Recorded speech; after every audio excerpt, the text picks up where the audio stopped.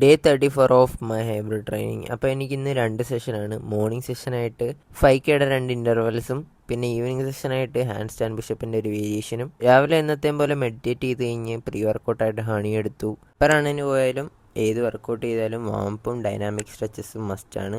അങ്ങനെ ഞാൻ running start ചെയ്തു. ഒരു 1K ഈസി റൺ ചെയ്തു വാമ്പിന് വേണ്ടി. മെയിൻ റണ്ണായിട്ട് ഞാനൊരു 5Kയുടെ 2 ഇൻ്റർവെൽസ് ആയിരുന്നു ഉദ്ദേശിച്ചത്. പക്ഷേ എനിക്ക് കാഫ് ടൈറ്റ്നസ് കാരണം 3Kയുടെ 2 ഇൻ്റർവെൽസ് ആക്കി.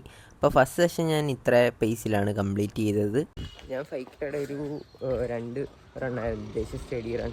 പക്ഷേ കാഫ് ചെറുതായിട്ട് പിടിച്ചുകൊണ്ട് ഞാൻ 3Kയുടെ 2 സെറ്റാക്കി. ഫസ്റ്റ് റണ്ണ് ഒരു 5:45 അങ്ങോട്ടായിരുന്നു പേസ്.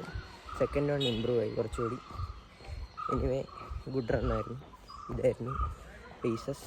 വർക്കൗട്ട് സ്ട്രെച്ചിങ്ങും ചെയ്തു. പോസ്റ്റ് വർക്കൗട്ട് മീലായിട്ട് ഓട്ട് മീലും കഴിച്ചു. അത് കഴിഞ്ഞ് എനിക്ക് ഇൻറ്റേൺഷിപ്പ് ഉണ്ട്, അതിൻ്റെ കുറച്ച് വർക്കും ചെയ്ത് കഴിഞ്ഞ് ഈവനിങ് വർക്കൗട്ടായിട്ട് ഹാൻഡ് സ്റ്റാൻഡ് പ്രോഗ്രഷനും പിന്നെ കുറച്ച് കോർ വർക്കും ചെയ്ത് ഇന്നത്തെ വർക്കൗട്ട് കംപ്ലീറ്റ് ചെയ്തു. So time to do it again tomorrow.